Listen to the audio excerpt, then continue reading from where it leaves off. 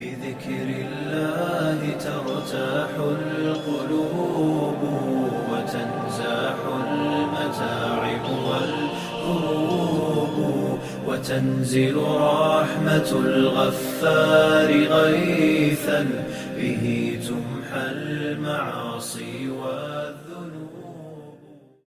السلام عليكم ورحمة الله وبركاته. أخيرتنا شرفت لكم سو dhawaada kanaalkeena Baro af Ingiriis oo ah kanaal ugu talagalnay inaan idinku soo gudbino cashir ku saabsan barashada afka Ingiriiska.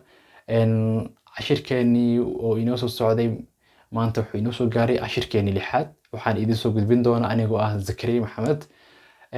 Haddii aad naga cusub tahay fadlan ha ilaawin subscribe, like, share si anaga inoogu noqoto dhiirigelin oo cashiradeeni iyo dadaalkeen halkaas uga sii wadno. sidoo kale haddii aad cashirkan ku cusub tahay ama marka ay kugu horeysay ay tahay fadlan cashiradeen hore dib ugu laabo si aad ula soo qabsatid oo aad u soo gaartid halka aan taagannahay. Mahadsanid.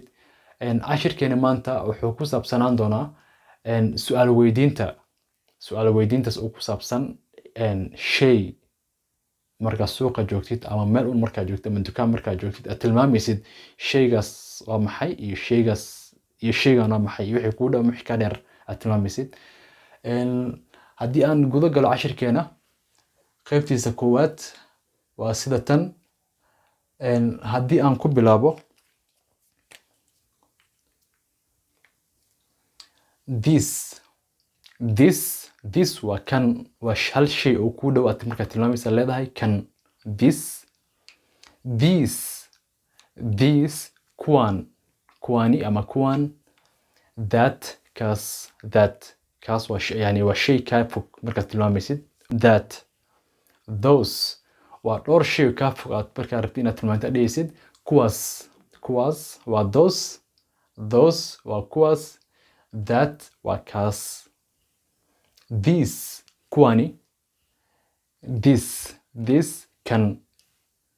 Okay, ayadoo faahfaahsan oo qaab su'aal ah iyo qaab jawaab ah aan dib ugu sii gudbaynaa. qaybtiis labaad aan gudbaynaa hadda. What plus b. What macnaheedu waa afka Soomaaliga waa maxay? What waa maxay? oo lagu daray ficilkii ahaansha ahaa oo b sida is oo are. Okay, haddaan su'aasheena koowaad aan ku bilaabano. What is this? Kani waa maxay? What is this? Kani waa maxay? What waa maxay af Soomaali ahaan? Istan waa ficilkii ahaansha ahaa oo ka hadlayso hal shay markaad tilmaamaysid oo ah kan. Iyo this oo macnaheedu ahayd kan. What is this? Kani waa maxay? What is this? Kani waa maxay? This is a book. A'dan waxay inooga taagan tahay singular noun oo ah hal book inaan ka hadlayno. Kani waa book oo hal shay ah. This is a book. What are these? Kuwani waa maxay? What are these? Kuwani waa maxay? These are flowers.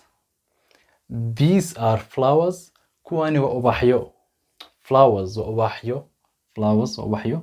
Are weli waa xasuustaan waa ficilkii ahaansha ahaa oo ahaa plural noun oo hal shay markay ka badan yihiin. Waxaan isticmaalaynaa are. hadduu hal shay bas uu yahay is isticmaalanaa. These kuwani are flowers waa ubaxyo. laakiin hal ubax hadaart inaad sheegatid estan ka tuur oo waxay noqonaysaa flower hal ubax ama ubax. haddii badan yihiin ubaxay noqonayaan. These are flowers. Kuwani waa ubaxyo. What is that? Kaasi waa maxay? Kaasi waa maxay? That is an apple. Okay, kaasi waa an apple. tufaax. Apple waa tufaax. That is an apple. An waxaa u isticmaalnay an apple waxay ka bilaabataa waxaan nidhi waa vowel. haddii nounkaas uu ka bilaabanayo vowel saa u tilmaano nounkaas waxaa ka hormarsiinaynaa an. haddii consonant uu ka bilaabanayo waxaan ka hormarsiinaynaa vowel sida aan soo sheegnay waxay kala yihiin vowels waxay kala yihiin a, e, I, O iyo U vowel. Haddii intani ka bilaabanayaan an kormarsinayna. That is an apple. Kaasi waa tufaax. What are those? Kuwaasi waa maxay?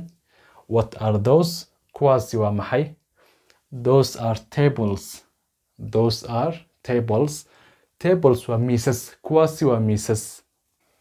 Those are tables. Those are tables. Kuwaasi waa miisas. Kuwaasi waa miisas. Hal mar dib ugu laabanayna. This kan. These kuwan. That kaas. Those kuwaasi. Okay. Okay. What plus B? waa su'aal weydiimo oo lagu daray ficilkii ahaanshaha ahaa. What is this? Kani waa maxay? What is this? Kani waa maxay? This is a book. This is a book. Kani waa book. What are these? What are these? Kuwani waa maxay? Kuwani waa maxay? These are flowers. These are flowers. Kuwani waa ubaxyo. What is that? What is that? Kaasi waa maxay? What is that? Kaasi waa maxay? That is an apple. That is an apple. Kaasi waa tufaax.